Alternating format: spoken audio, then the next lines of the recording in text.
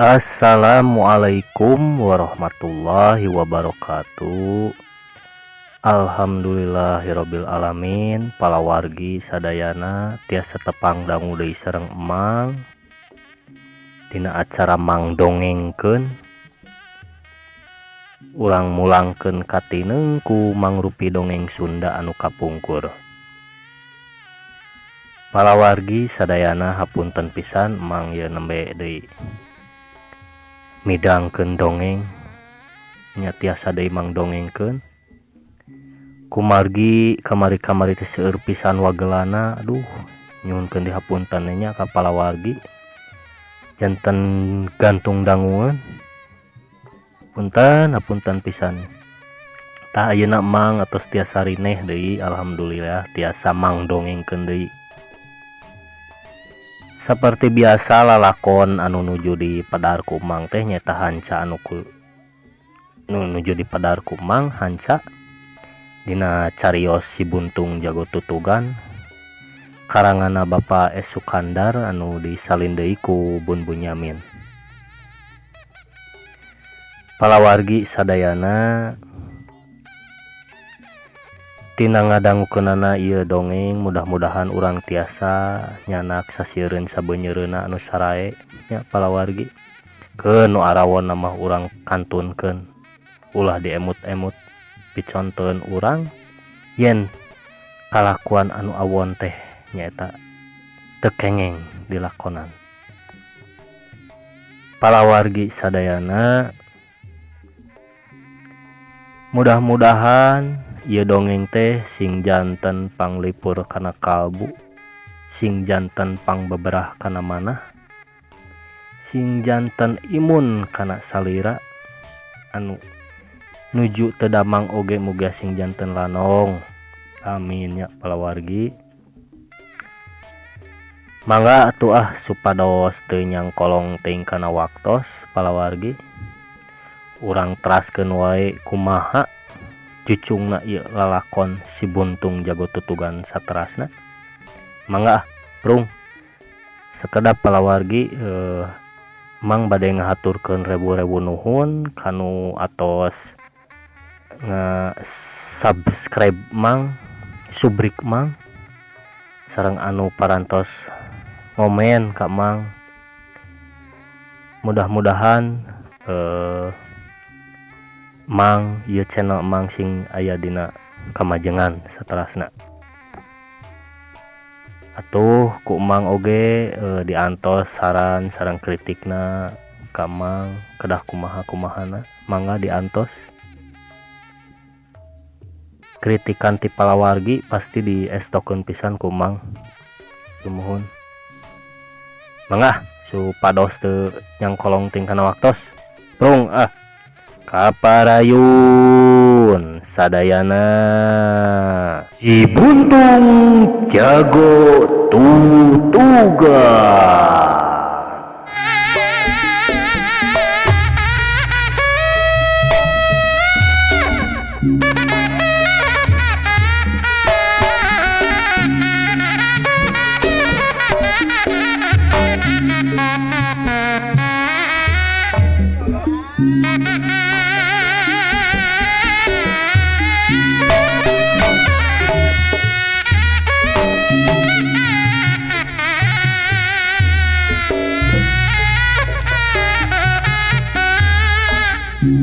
Palawargi sadayana keur waktu padungdung keneh oge karena mah geus nepi ka Cicapar lantaran maksudna deuk nyusul Ganjar anu lumpat.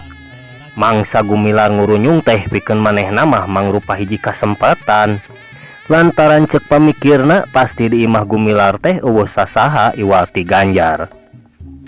Sabab sidik gumilar mah keur jojo jeung bahwi kalpa. Ari imahna gumilar pernahna teh sisi jalan pisan, atuh barang gok oge geus kanyahoan, tapi kaayaanana es tuning combrek pisan puguh kabeh oge ngumpul nya ngarumpul di imahna Wijana bari di jajaran ku Ganjar.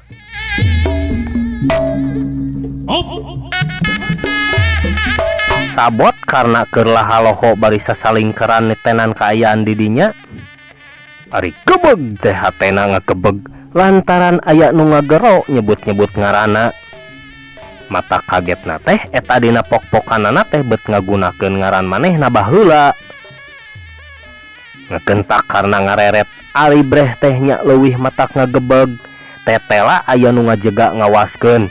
Sareret oge geus apal yen eta teh Jaja. Beunang disebutkeun urut batur salemburna waktu keur matuh di ujung kulon. Ongkoh-ongkoh harita ge geus kungsi panggih waktu manehna kabuka kedokna ku Wijana basa di Cisaat. Ngaran jalma nu boga dosa keur kokolongkongan jojol dibetahkeun sarta teu mikir panjang deui sebrut bae karena narajang dibarengan ku gorowokna. Alah, ngintip-ngintip aing sia teh Jaja. Okna bari terus nyeredeg ngahembatkeun peurupna.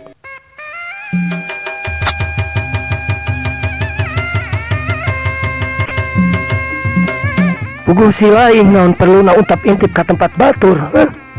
Jaja ngahualkeun bari rikat ngejat. Brak Depok nyerong hiuk cidak dampa sukuna ngahakan careham. Julelat Jaja ngejat bari negeh deui dampa sukuna karena kekemplong karena. Montong dadeuyeun sia Jaja. Cek karena bari ngakentak malik hiuk. Tenggelan ujungan dek ngahancam mumuncangan tapi Jaja rikat narik deui sukuna. Jurelat kagigireuna bari ngaheumatkeun tangjokanana. Karena rikat malik sarta tenggelan ujunganna terus ngahiuk matak paur.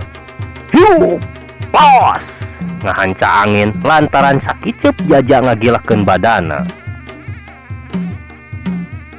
Lap, dina gerakan monyet ngemil menang guguru ti gumilar. Tuh, aduh sia. Pereup Jaja ngahanca hulu angan tapi karena tetela masih keneh tagen sanajan bari ngajarijeg manehna terus ngahembatkeun tenggelanana. Jaja cukup ngarti yen punuk dek diremukeun ku nu jadi lawan. Ku ngarasakeun hiukna angin anu nebak oge geus ngarasa seber nu lain di kieuna. Ku kituna ari dek ngejat mah geus taya dangka. Ngakentak Jaja ngaragrakeun padana dina jurus buaya ngangsar. Hiu, jebrot bincurang karena dipajeg ku dampaleungeun. Aduh sia. Karena ngagero bari ngacerete sakilat Jaja geus luncat. Hiuk, tuh. Dampa sukuna neceh kena pisan kana kekamplong. Koplok sia. Karena ngagerung deui wae sarta beteungna karasa ngusial. Tapi karena tetela tangguhna lain sisiwo. Sakitu ditoron teh manehna kalahkah nyabrut dina gerakan badak Cihea. Suruduk ka arah Jaja. Sedangkeun leungeunna anu diwangun minangka cula badak geus manco dina talangna. Jurelat Jaja kagigieun nyengkahan cula badak. Bari angkeuhanana mah dek terus ngahanca ku jurus Tanjung Pura hasil guguru ti gumilar. Tapi orok aya gerakan karena sakali ieu mah leuwih kesit. Waktu Jaja ngolebat ka gigireunana karena ngakentak mekarkeun leungeun ka tuhuna sarta langsung disodorkeun ka gigir. Nu hal ieu teh ku Jaja saeutik oge teu katitenan. Tuh. Jaja ngagero bari ngaheungeu. Gila karena malik leungeun kencana ngaheumat. Jaja rikat ngapalieurkeun beungeutna bari tius ngasupkeun jurusna tapi leuwir teuing teu burung we tak-takna kabeunangan gejret rampeyak badan Jaja siga monokan ngan aya hadena pereup Jaja teu mis ngahanca hulu angen karena anu akibatna sanggeusna nenggel teh karena terus ngadayagdag ka tukang cacakan mun teu kitu geus pasti Jaja teh bakal dipino deui ku tenggelan ujunganana.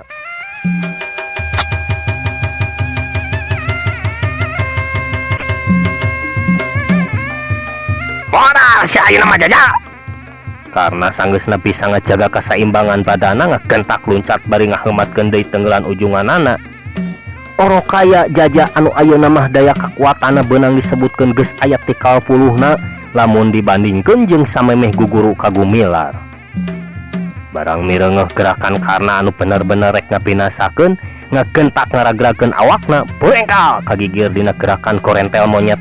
Lantaran kabireungeuh karena terus ngaheumatkeun dampal sukuna rek ngajejek anu geus kaijir lain tewakeun. Nu matak Jaja terus ngakorentel jurelat luncat ku jalan nocerkeun suku kencana ngagunakeun keahlian nu meunang guguru tinu jadi bapa.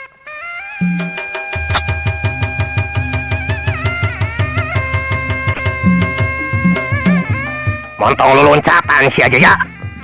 Cek karena bari nyusul tepus ku tenggelan dina jurus gugur gunung dina ulin padingdang. Nafsuna ngagugudug pisan mun kongang mah hayang nyapisankeun nya-nya. Tapi lawan anu disanghareupan teh lain enteng-enteng pangabisana, komo ayeuna mah kacida leuwih berat. Jaja ningali peta lakuna karena siga norek angeus-angesan teh tetep ayem teu gedag bulu salambar. Meh bareng jeung perep buleud nu deuk ngahanca dadana gentak ngagileukeun badana nyerong ngenca. Hiu des pigelang karena dihancakut leungeun katuhuna. Gilak Jaja malik ngenca 45 derajat. Cirelat loncat ngabarengan suku katuhuna nejeh ka tukang dina gerakan sepak kuda beger. Gau sia kopong. Karena ngagero lantaran dampa suku Jaja ngabeletuk kana iga burungna. Tapi sanajan nandangan kanyeri oge ari gerakanana mah kacida kesitna. Sakilat ngan kawak bae dampa suku Jaja teh beunang dicarak. Terus ditotogeun tapi kalahkah digusur, didurugdug ka ditu, durugdug ka dieu, terus disurungkeun di bawah ulin sarta bari diasah. Jaja anu kaayaan awakna keur nangkarak lantaran tadi oge geus ngagurimpal malik.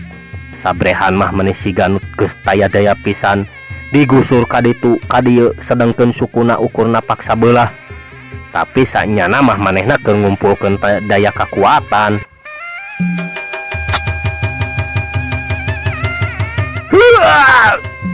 Jaja ngagero sarta neulkeun sukuna satakerna kana taneuh. Kajadian estuning kacida hebatna. Awak Jaja ngapelesat ka luhur sarta langsung ngagapruk ka karna anu keur jongjon ngulinkeun suku Jaja nu sabeula. Kawak dua dampa leungeun Jaja ngarames beheung dina gerakan rawu kelong. Anu tumerapna ka karna puguh we lain deui gegelep kepanana teu beda jeung nu keur diteuleum. Geus kitu mah cerot, cerot. Kana cerot wae. Cerot deui ieu teh. Punten nya palawargi kana cerot wae lah. Geus kitu mah cerot. Dadak karena dihancak ku pereup nuhun. Ku pereup nahun sedengkeun badan Jaja masih nempel dina badan karna. Aduh. Kontan karena geblag sedengkeun Jaja ngagejlig kana taneuh bari langsung ngirimkeun jurus kembarna. Jebrot. Karena ngagerung lambat naker gado asa paseng so dada asa remuk sarta temenge deui blak wae manehna nangkarak bengkang.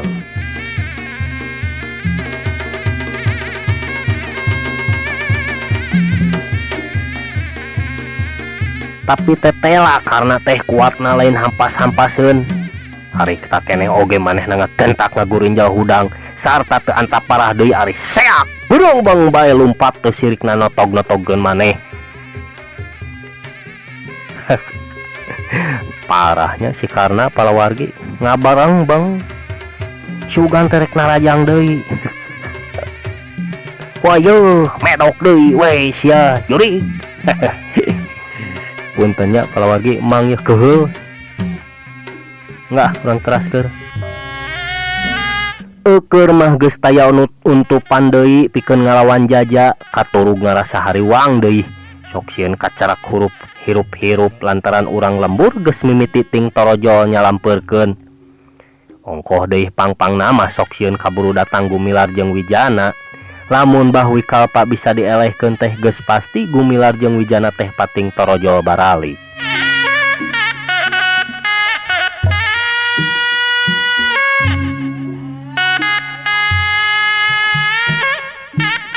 Dina lumpatna teh karena teu ngagunakeun jalan rondaan lantaran ngarasa paur pasaranog jeung Gumilar katut Wijana. Tapi totorobosan dinu bala sisieun jalan bari panonna mah teu weleh culang cileung sok sieun terus diudag ku Jaja. Anjog ka urut tadi galungan tetela geus eueuh saurang-urang acan. Atuh terus bae balik deui ka jalan urut tadi ngambah jalan ke arah Songkol. Maksudna rek terus ka Tajur Sela. Sugan bae bah Wikalpa bisa kasusul di jalan.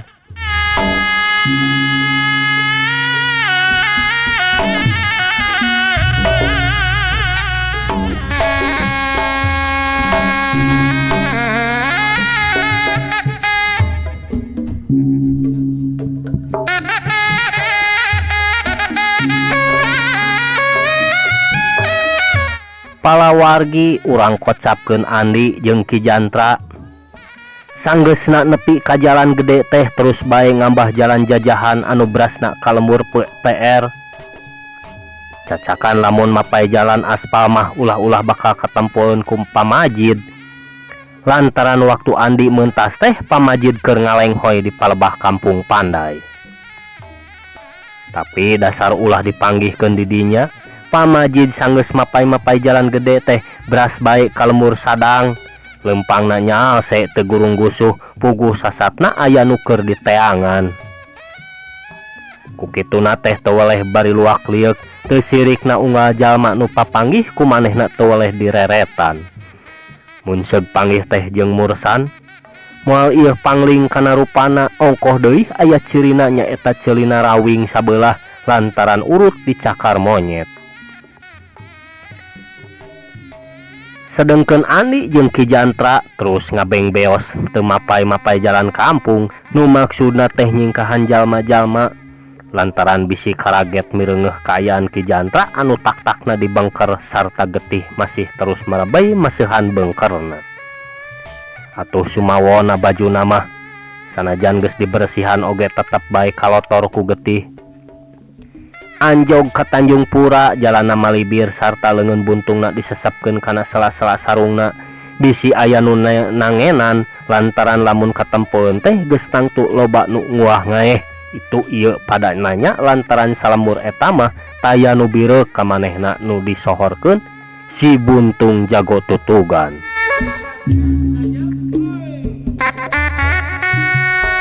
Di Tanjung Pura terus nikreuh jauh moal burung cunduk anggang moal burung datang. Anjog ka batu gede teu lila nepi bae ka panenjoan. Atuh nu kadatangan teu wudu karageteunana mireungeuh kaayaan Ki Jantra anu sakitu pikawatireunana. Paralak bae ku Andi didongengkeun saperluna. Aki Surdi mah ukur bisa gogodeg ari ras ku talajakna karna. Di panenjoan ngendong heula sapeuting bari ngubar ngaber Ki Jantra sok sanajan ari tatuna mah teu sakumaha parna ngan lantaran loba kaluar getih sarta tos dipake lumaku anu sakitu jauhna. Atuh teu wudu Ki Jantra teh ripuh oge. Lantaran bisi Aki Musani dedepeun isukna kencing bae Andi mah indit ka tambak baya. Ki Jantra mah ngahaja ditinggalkeun sangkan ngarareb heula di imah Aki Surdi. Di jalana teu sumpang-simpang Andi teh ngan waktu di jangkurang papanggih jeung Ki Odih kapaksa nyimpang heula lantaran Ki Odih keukeuh hayang kaanjangan cenah. Tapi Ki Odih teu bisa maksa waktu Andi pamitan deuk neruskeun lalampahanana ka tambak baya.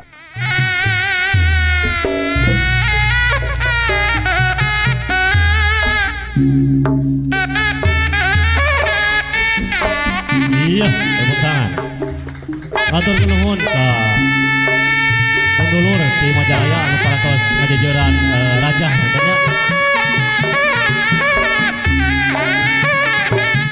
Geningan kulila jalu. Cek Aki Musani anu harita keur diuk dina Bang Barung. Ebreh kabungahna tembong dina sorot panona anu neuteub deudeuh. Aki Musani sorangan ngarasa heran nah ka Andi teh beut nyaah-nyaah teuing. Jauh lamun dibandingkeun jeung ka nyaahna ka si Medi mah. Sumuhun Aki, nu mawi emut bae ka dieu ieu teh. Ari Ki Jantra geuning teu milu. Nu mawi nuju teu damang Aki, di ditu we di panenjoan. Lain urang hujung. Laras Aki, mung waktos nombrona kalersan nuju di panenjoan. Ih, geuing naon cenah Ki Jantra teh? Taheun Aki. Saterusna mah darak-dak bae ku Andi teh didongengkeun. Estuning taya anu didingding kelir. Malah didongengkeun ti awal mula nyaeta waktu manehna papanggih deui jeung Karna anu babarengan jeung Dalimin basadeg nyusulan Pamajid ka Cicapar.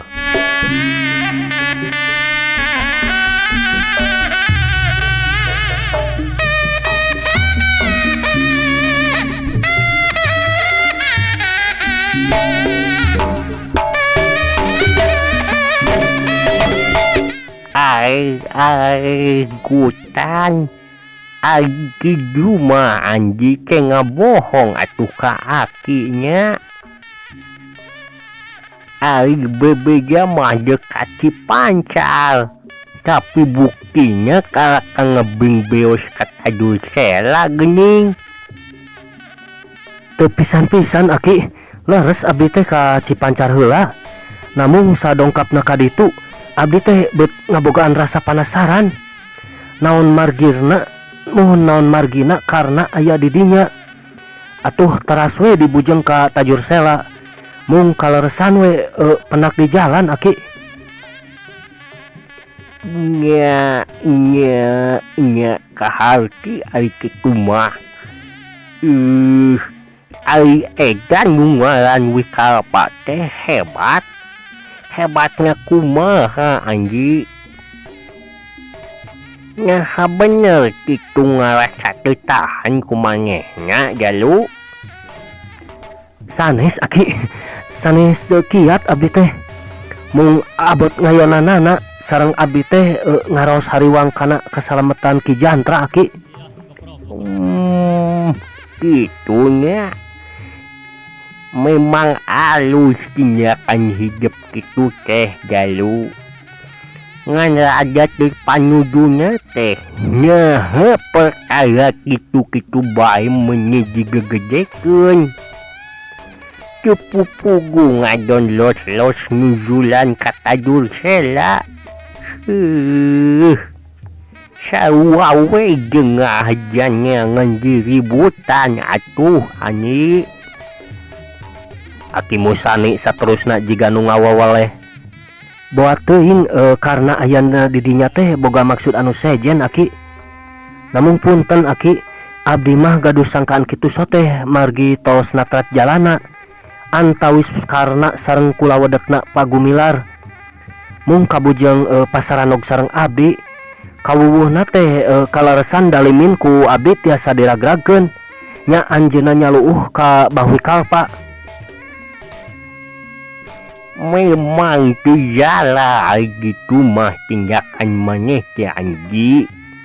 Memang bener lamun urang ningali kajahatan ulah cicing-cicing seperti nu teu ambil pusing. Tapi omat anji ulah dibarengan ku rasa hasud hayang nyilakakeun ka batur. Ari nu megatkeun silaturahmi teh kapan teu dipikarido ku pangeran.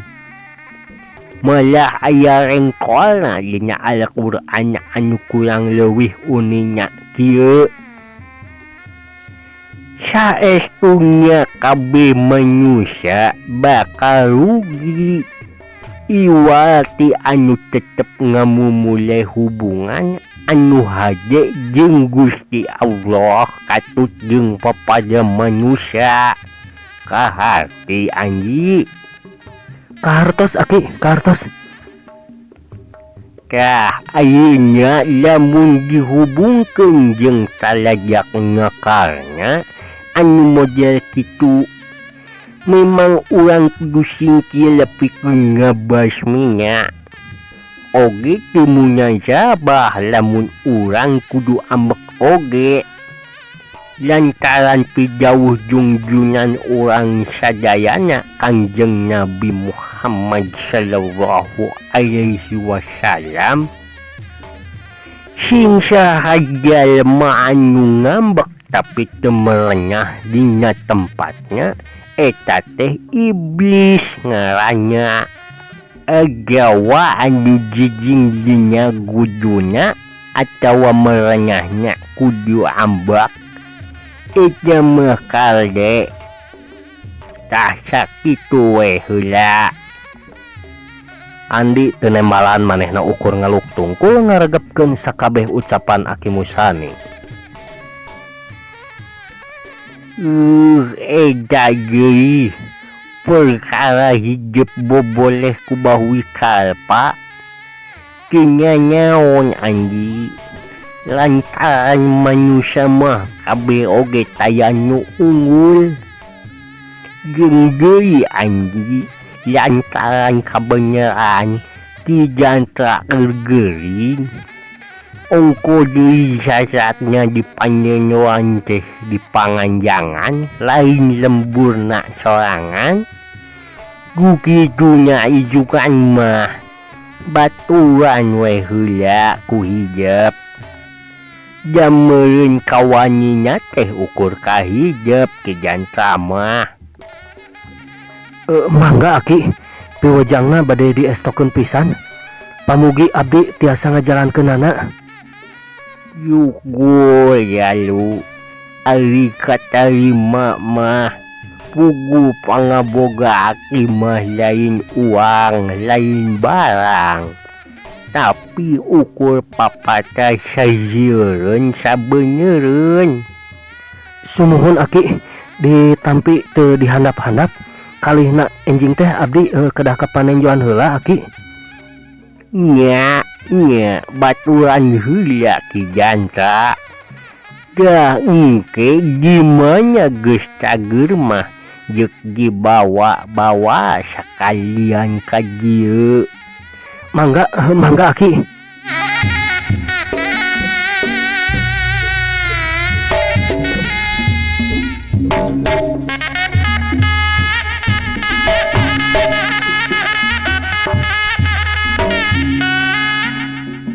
Palawargi sadayana isukna ka karaoge panon poe maletek andi geus kencling deui indi ti tamak baya.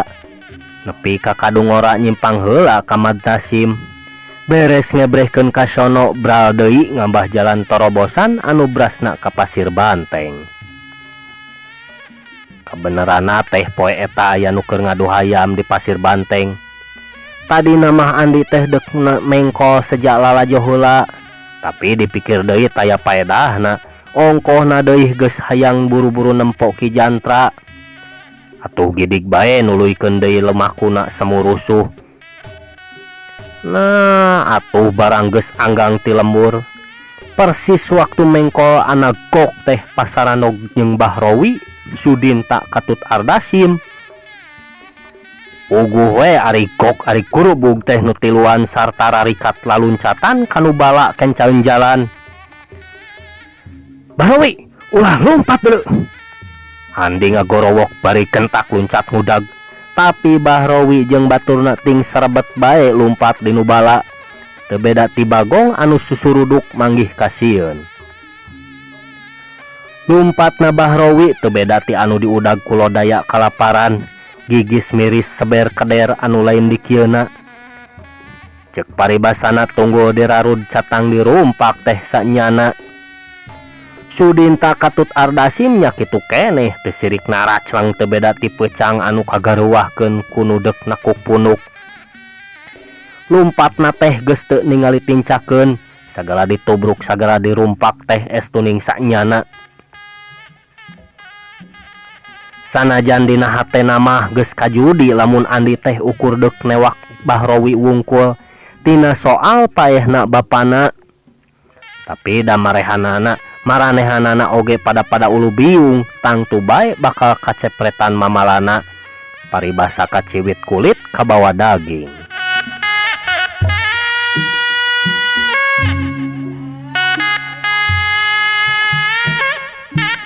Harita teh maranehna deuk ka Pasir Banteng deuk ngadon lalajo ngadu hayam bari sugan we manggih rejeki kumaha bae carana. Sanggeusna ditinggalkeun karena teh komplotanana jadi paburencai aing-aingan saperti mimiti. Bahrowi cicing deui di Gajah Ngambung katut Sudinta jeung Ardasim. Nganyak kitu ayeuna mah usahana teh teu pati jejem lantaran teu weleh dikukuntit ku Karisi.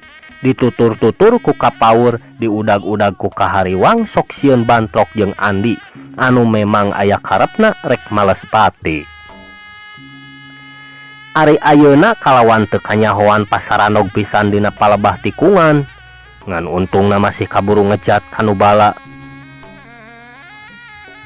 Andi terus ngobrot pakean ti Kakarait mah geus teu dipalire, bubuhan teu beda jeung anu keur ngudag kuda kabur. Nya teu beda jeung ngudag kuda kabur, sedengkeun jalan anu disorangna teh kacida remet sarta paroek. Bahrowi katut baturna sakedeung oge geus teu kadeuleu jirimna. Ngan aya untungna lantaran gorobasna mah masih kadenge. Atuh rungkun anu karumpak masih katingali oyagna. Kukituna Andi masih bisa maparah udaganana. Sanajan ari bungkel kanana mah geus teu katembong kalangkang-kalangkangna acan. Tapi pikeun Andi mah teu beakeun akal. Sret bae nyabut haur konengna. Maksudna dek dipake galah panunjal, sangkan bisa luncat leuwih jauh. Tetela akalna teh tegaplah sakalina ditunjalkeun teh. Komo mun seug kabeneran aya batu mah badana ngapelesat aya sababaraha deupana. Kitu jeung kitu bae bari panonna teu leupas nitenan rungkun-rungkun anu aroyag hareupeun. Antuk nama breh bae udaganana katembong geus aya di hareupeun.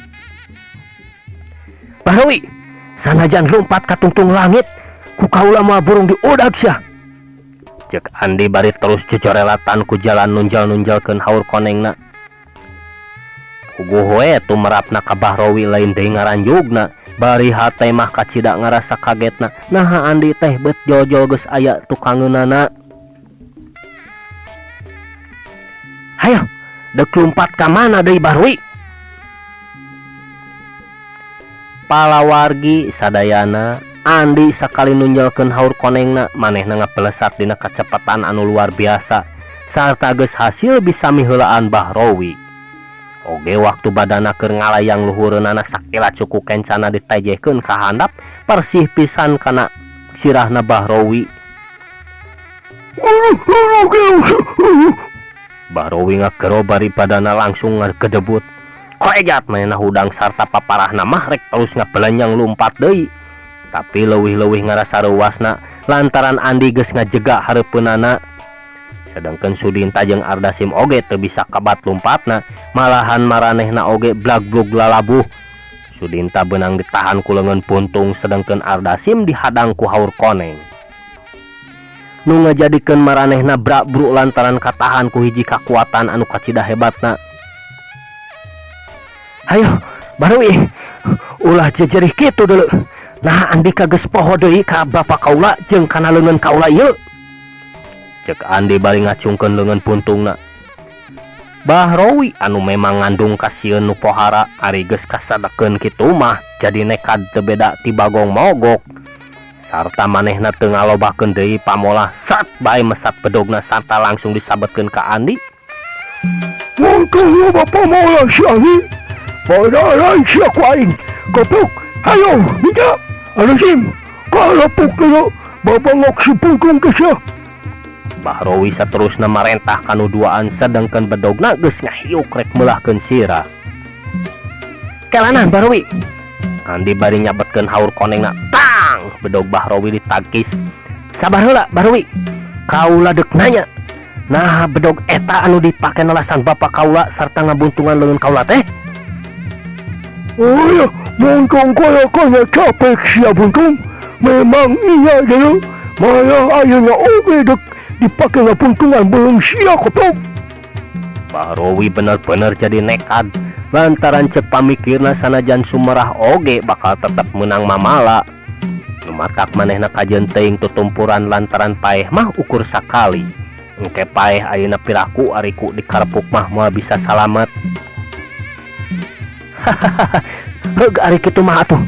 Kaula moal ngagunakeun pakarang, tapi dek disangharepan ku leungeun puntung. Ngarah Andika bisa ngicip-ngicip leungeun anu dibuntungkeun ku Andika.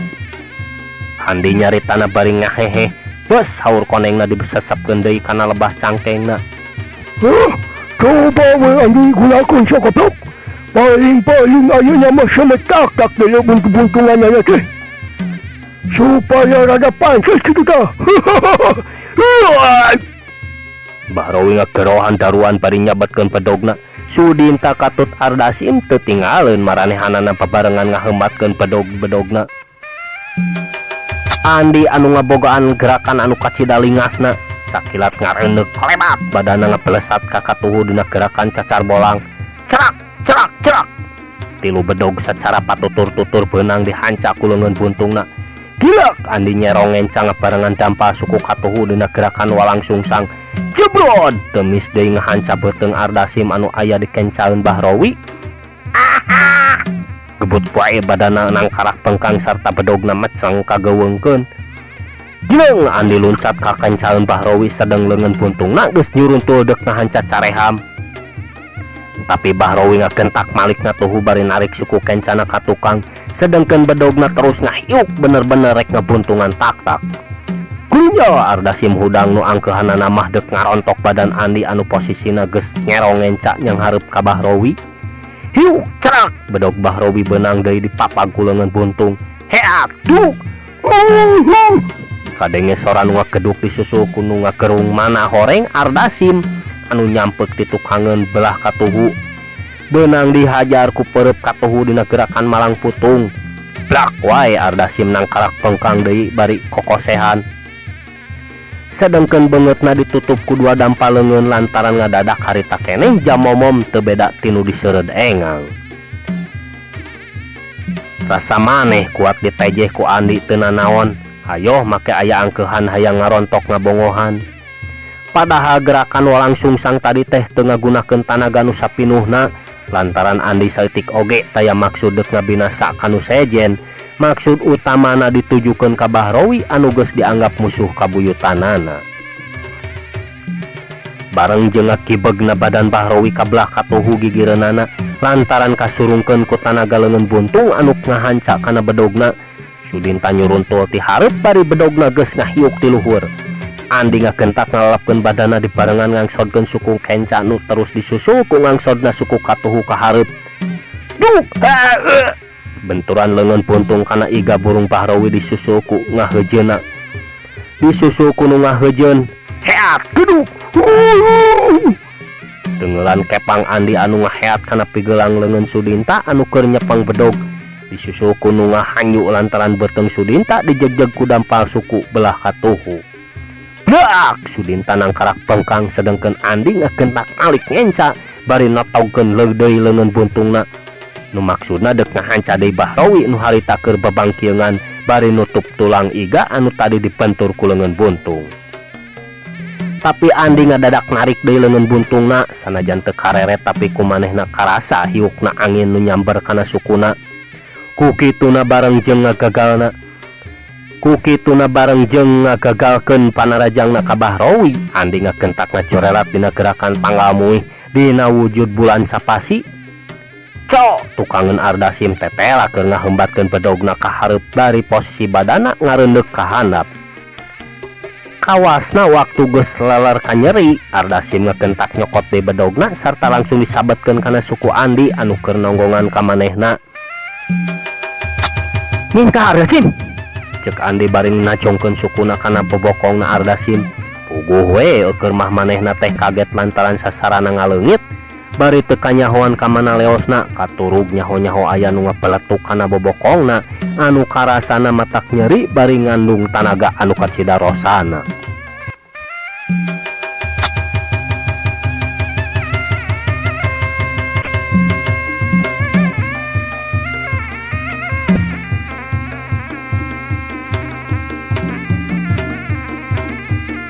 Kontan Ardasim ngoceak bari badana ngapelesat.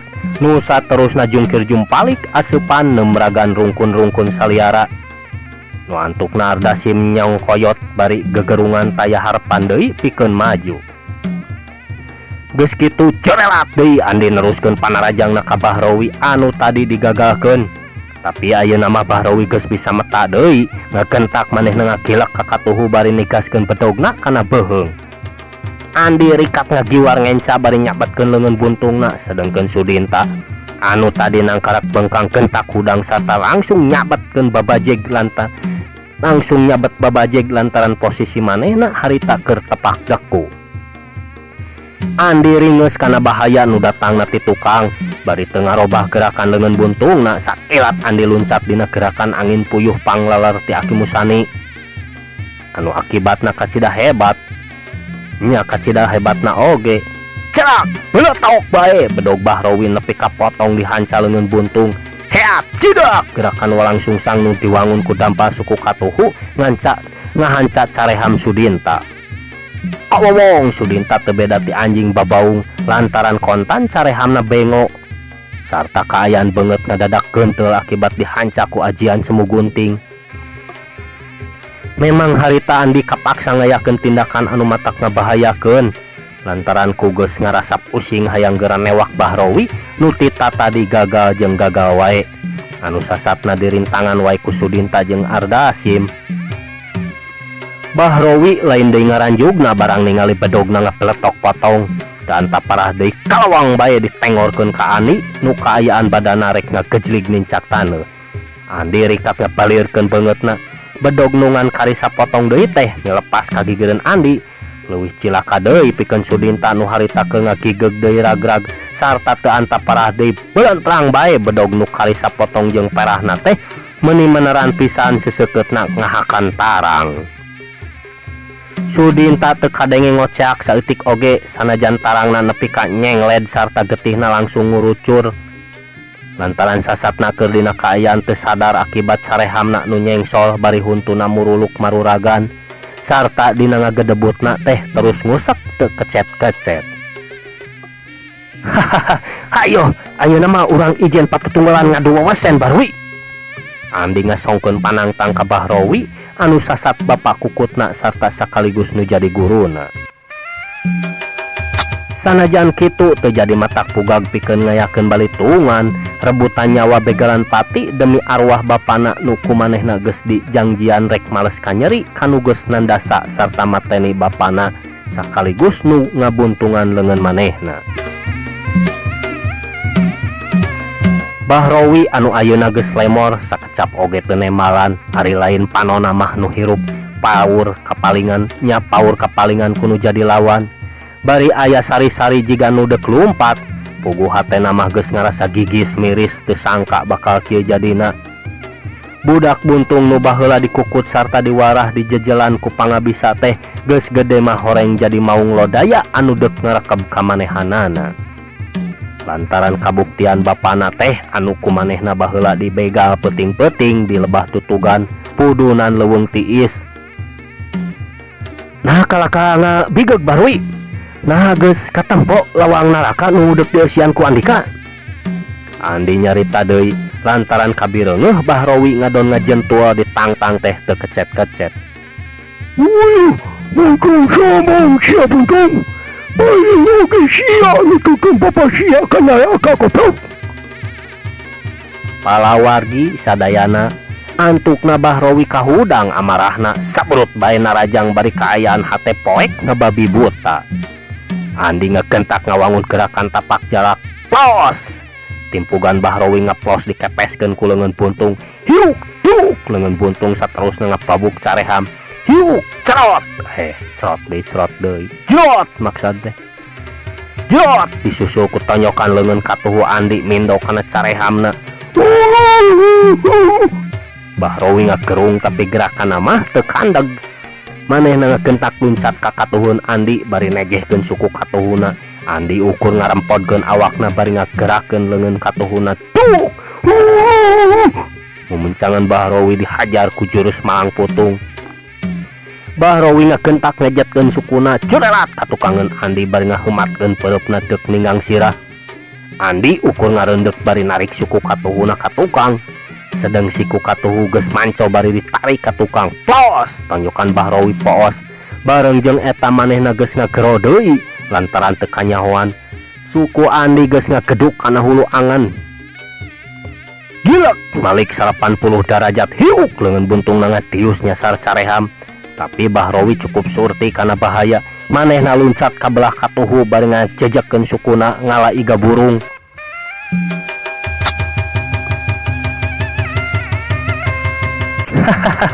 Mulungan sih batur Bahrowi. Kadiekeun urang piteskeun deui geura. Andi seurinya celeh lantaran ningali petana Bahrowi anu mulung bedogna Ardasim. Tadi teh waktu manehna deuk ngajejek ke kemplongna Andi sakilat sukuna ditewak sarta langsung ditotogkeun kana rungkun saliara. Anu kabeneranna teh persis gigireun Ardasim anu keur nyangkoyot. Rikat Bahrowi nyokot bedogna Ardasim. Kaji sosek siap untung. Kaji siap montong somong dalam. Bahrowi anu ayeuna mah nafsu geus nutupan rasa kasieuna teu anta parah deui keluar bae bedog Ardasim teh dilempagkeun ka Andi. Ait. Pelajaran kahiji Bahrowi. Bener kitu ieu teh kieu. Cek Andi bari gep bedog teh ditewak parahna pisan sarta terus nembongkeun bedog ka Bahrowi. Ilikan Bahrowi, sakumaha cek janji kaula tadi? Cek Andi bari teu anta parah deui bedog teh ditenggeukeun kana tungtung leungeun buntungna. Teu salah, peletok bae potong. Hahaha, katempo Bahrowi. Leungeun Andi kahayang saperti kitu. Dasar babi sia, bangsat. Sia montong sombong sia putung. Ku ainganya padaran dari setan. Montong bangsa sia kepek. Babi teh. Rowi nyarita kegelep-gepan kasurung ku emosi anu geus teu bisa ditahan-tahan sarta sacara nekat dibarung ku peta siga nu kalap. Sabrut bae naraja ngagunakeun jurus nemrag jagat. Badana ngapelesat saibas dada dua leungeunna ngangkang ka hareup pikeun ngahanca sirah. Sedangkeun dua sukuna geus moal salah deuk ditemrageun kana dada. Andi anu geus cukup nganyahokeun kumaha kahebatanana jurus nemrag jagat lantaran kumanehna oge geus dipiboga. Ngagentak ngagilak nyerong encang ngabarengan suku katuhuna ditarik sabeakna ka tukang. Nu ngajadikeun badan manehna ngareuneup sarta semut doyong ka hareup. Sedengkeun Bahrowi anu mireuneuh Andi nu saolah-olah nyumputkeun badan tina gempuranana ngagentak nejehkeun dampa suku katuhuna. Anu lamun kena mah moal salah deui bakal ngecedak kana sirah.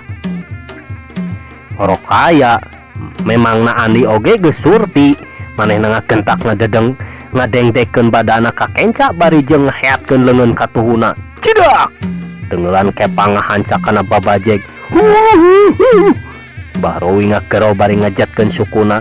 Kejelig manehna nincak taneuh sarta pangaruh nafsu anu ngagugudug amarah anu ngabubulak. Kanyeri dina babajegna sama sakali teu dirasa. Manehna kalaka nyebrut deui dina gerakan landak nebros gunung rek ngahanca careham Andi nu memang posisina nyangigir. Tapi sakilat Andi ngakilakeun badana ka katuhu ngabarengan ditarikna suku kenca ka tukang. Duk pigelang leungeun Bahrowi dibeunang dikepang ku leungeun katuhu. Hiuk leungeun buntung rek ngahanca palipisan. Tapi Bahrowi kentak uncat ka katuhuan Andi bari ngahalangkeun dampa suku dekna jejak bincurang. Orokaya Andi leuwih gesit malikeun badana bari nyerong ka katuhu. Saog suku kencana ngangsor cedak leungeun buntung dina jurus malang putung teu mis deui ngahanca tukang es. Alah, kalawargi hapunten pisan ya. Parantos ngurunyung tukang es dah. Nah, yang ngaganggu pisan ya. Malah nawisan es. Hapunten pisannya palawargi. Waktosna parantos teh nyekapan ieu teh. Keun ulang sambung deui ke sanes waktos kumangnya. Urang teuneun heula ieu carios, urang teuneun di handeuleum hieum, tuna di hanjuang siang para genyokot ninggalkeun mangsa datang urang samper deui. Atuh mang amit mungkur amit munur mung sakitu anu tiasa kasangakeun ampun para nu kasuhun wening galih nu dipamrih hampura anu ditedak. Wassalamualaikum warahmatullahi wabarakatuh.